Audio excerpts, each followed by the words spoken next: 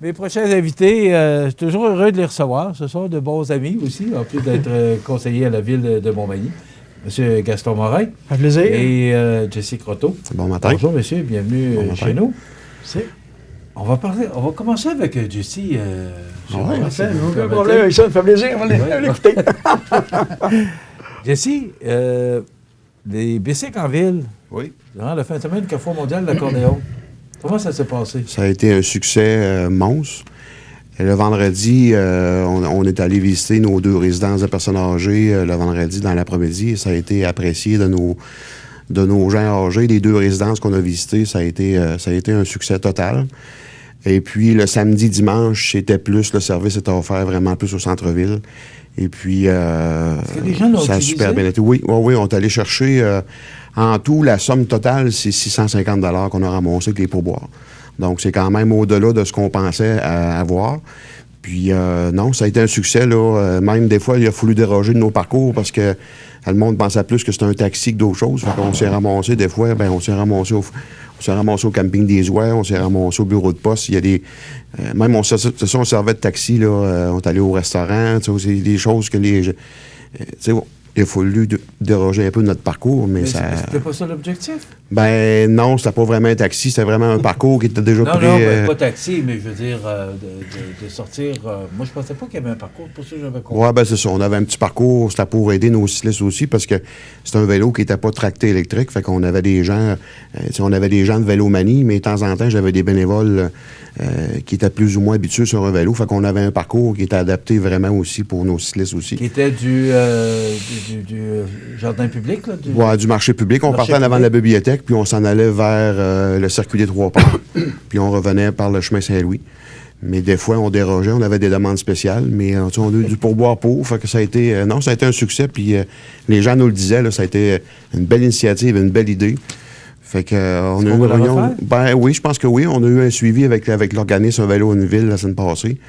Puis, nous autres sont prêts à revenir n'importe quand. Il suffit l'année prochaine de faire notre demande au nom de la Maison des jeunes encore, puis trouver des partenaires financiers comme qu'on a eu cette année. Fait que si les partenaires financiers sont là, on est là. Les frais de ça, Jesse, c'est la location des bicyclettes, des transporteurs. C'est ça. Puis la personne qui était... d'autres coûts associés à ça? Non, c'était vraiment l'allocation des triporteurs, mais il y avait un superviseur aussi de l'organisme qui était là, qui était en stand-by si jamais il y avait un bris du vélo. On avait toujours quelqu'un, là, j'étais en communication avec la personne qui est venue donner une formation aussi, là, parce qu'on ne part pas avec les vélos comme ça, avec des gens en arrière. Fait qu'on a eu une petite formation avant de partir le vendredi matin. Et puis, c'est ça. Donc, c'est tout le service, c'est clé en main. Fait que le monsieur est reparti avec sa caravane avec les vélos le lendemain. Moi, j'ai eu l'occasion de les voir là, en voiture. Est-ce que c'est pesant? Parce que c'est 2 personnes.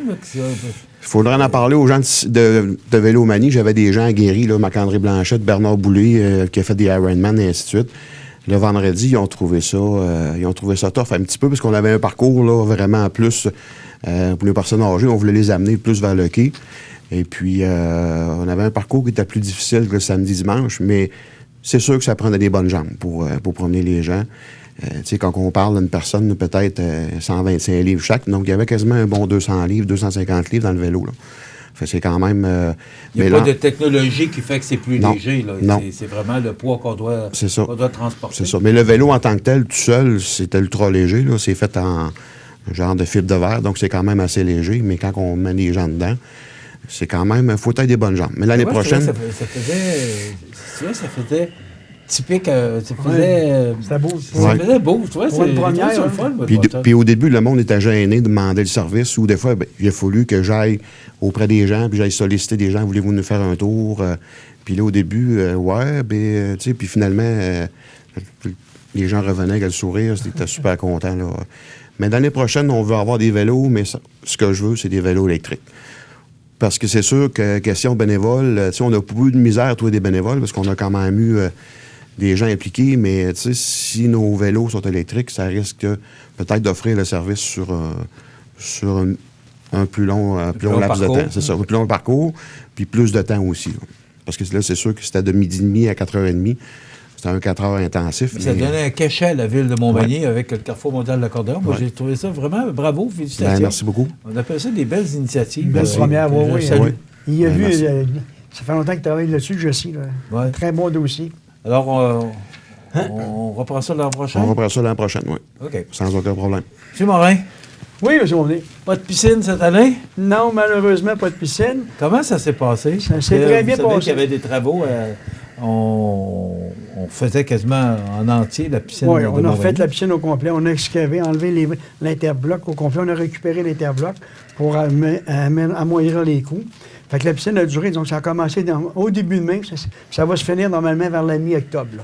Moi, Les Gaston, pièces. je me pose la question. Probablement, je se pose la même question. Oui. Le camping ferme aux alentours d'octobre. 14 Tout le octobre. monde savait, parce que c'était dans les projets de faire une piscine. C'est ça. Pourquoi on est arrivé et qu'on n'a pas été capable de livrer la piscine pour l'ouverture du Mais, camping? premièrement, c'est parce que l'automne passé, on a demandé des soumissions.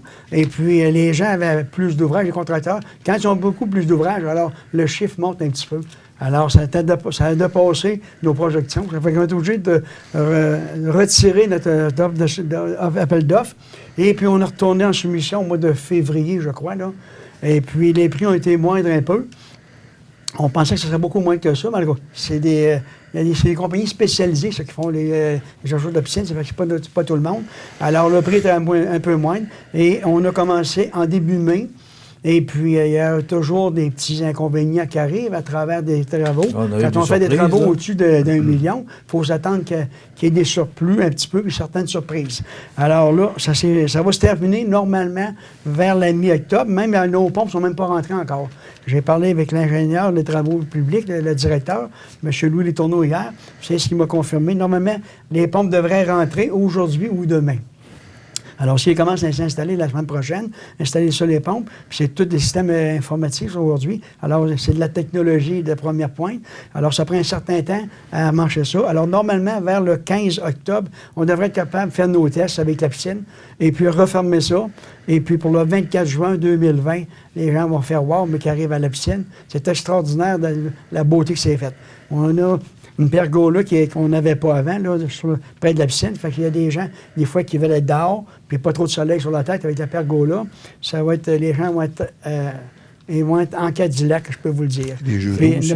Il y a des jeux d'eau qui ont été rajoutés aussi. Oui, des beaux jeux d'eau. Ouais. Puis notre piscine va avoir 6 couloirs. Fait que s'il y a des compétitions peut-être régionales, on sera capable de les faire à la piscine. Là. OK, ça, c'est une Fait bonne que idée, c'est ouais. ça va être de toute beauté. Je vous dis que ça a coûté quelques dollars, puis un peu de misère pour les gens. Mais on a perdu certaines jeunes familles, mais il y a d'autres gens qui sont venus. Alors, nos chiffres pour à l'automne, ça achève, là, il n'y a pas une grosse différence avec l'an passé. Fait que grosso modo, là, on doit avoir aux environs encore 90 000 personnes qui ont passé chez nous, malgré les travaux. 90 000 Ouais. personnes qui ont passé au camping. C'est ça. Ben, je veux dire, les gens, il y en a qui sont 2, 3, 4, 5 familles. On fait une moyenne à peu près environ ça. C'est OK. pas un mètre près, peut-être 88 ou 89, là, mais on peut dire, on fait un beau chiffre, 90 000 environ. Oui, oui. Qui sont passés chez nous. On va compléter. Oui, oui, c'est ça, c'est ça. Ouais. On arrondit un petit peu, là. Ouais. Non, mais il y a passé énormément de monde malgré tout. On est C'est un bien camping content. qui va très bien. En numéro 1. Puis c'est pour ça que je vais en reparler, je peux en parler tout de suite, là, vu qu'on est dans ce secteur-là, pour le camping. On a eu une annonce vendredi avec Camping Québec. Ils sont venus évaluer notre terrain en début d'été. Évaluer ça. Et puis, on attendait après ça. Puis là, on a eu la nouvelle vendredi, comme de quoi on avait été accordé notre 5e étoile. Et puis ça, au Québec, il n'y en a pas énormément. Jesse il en fait beaucoup de camping, mais il est au courant de ça. Fait qu'on a travaillé très fort. Qu'est-ce qui nous différencie d'ailleurs, Jesse? Peux-tu, Ben, les étoiles, le maximum, c'est 5. Ouais. Et puis, c'est classifié selon la propreté, les installations, toutes les activités, et ainsi de suite. Donc, le camping est coté selon une grille d'évaluation.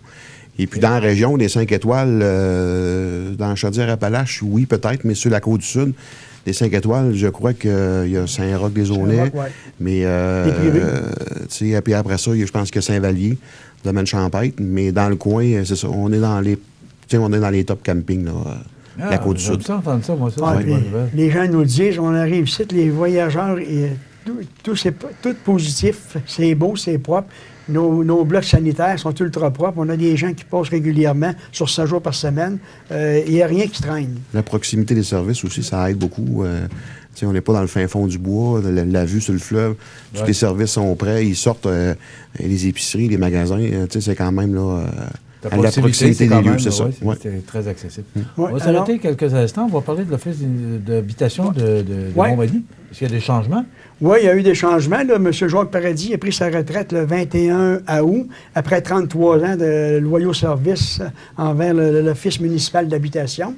Mais aujourd'hui, ça l'a changé. Là. Je ne sais pas si vous êtes au courant un petit peu. L'Office d'habitation de Montmagny, c'est que ça fusionne Cap-Saint-Ignace, Berthier-sur-Mer, Saint-François de la Rivière-du-Sud et Montmagny. Alors, nous, à Montmagny, on est parti à environ 150 loyers. On est tombé à 224 ou 225 avec la fusion des les autres municipalités. Et puis, avec M. Paradis qui a pris sa retraite, alors, justement, hier, on a eu un CA, hier après-midi, avec M. Louis Boutin de la Société d'habitation du Québec. On a trouvé quelqu'un, un M. François Théberge, qui va être directeur général par intérim pour une certaine période. Parce qu'on est dans le processus de... Oui, c'est ça. Fait que s'il y a quelqu'un de la région qui serait intéressé, là, on est en appel d'offres pour ça. Là. Il y a une firme spécialisée pour ça. Fait qu'on aimerait ça que ce soit quelqu'un de la région. Mais si on n'a pas le choix, là, on va prendre une autre personne. Mais quand il y a une personne qui est de la région, qui connaît le monde un petit peu, des fois, ça peut donner une chance un petit peu. Alors, on espérerait d'avoir quelqu'un de la région, dans Chaudière-Appalaches, pour venir chez nous. Vous allez voir ça, on a un beau coin de pays, puis les gens sont bien accueillants. Ça nous fait plaisir. Donc, on devait parler de l'habitation après la pause, mais là, c'est fait. Fait qu'on reviendra avec M. Croteau après la pause. On s'arrête. On revient avec nos conseillers dans quelques minutes. Alors, on revient avec nos invités que j'aime bien taquiner. Jesse, le comité des finances et des infrastructures, qu'est-ce que c'est exactement? Bien, le comité de finances et infrastructures, c'est composé, premièrement, de la direction générale. Nous avons aussi le directeur des finances, M. le maire, et 2 élus à la table, dont moi et Marc Langlois.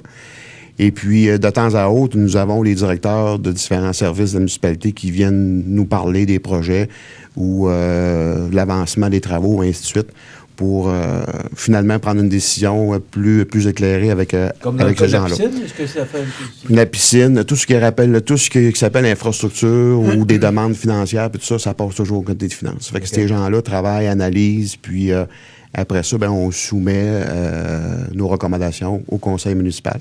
Puis c'est important de dire que c'est le conseil municipal, par résolution, qui a toujours le dernier mot.